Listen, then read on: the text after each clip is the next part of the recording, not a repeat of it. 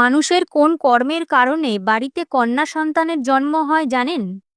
কি বলেছেন গীতায় শ্রীকৃষ্ণ?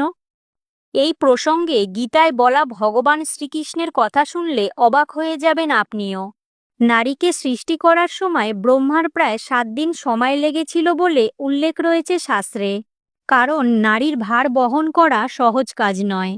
মনে করা হয় যে বাড়িতে কন্যা সন্তান জন্ম নেয় সেই বাড়ির মানুষেরা অত্যন্ত ভাগ্যবান হয়। হাজার জন্ম পূর্ণ করলে তবেই কন্যা সন্তানের পিতামাতা হওয়া যায়। মূলত যে দম্পতি কখনো পাপকর্মের সঙ্গে যুক্ত থাকেন না, কখনো কারো ক্ষতি করেনি, তারাই কন্যা সন্তানের বাবা মা হয়ে থাকেন। ভগবান শ্রীকৃষ্ণ গীতায় বলেছেন, একমাত্র যারা কন্যা সন্তানের ভার বহন করতে পারেন তাদেরকেই এই সৌভাগ্যের সুযোগ দেয়া হয়। সেই ভার শুধু আর্থিক দিক থেকে নয়, সমস্ত রকম দিক থেকেই হয়।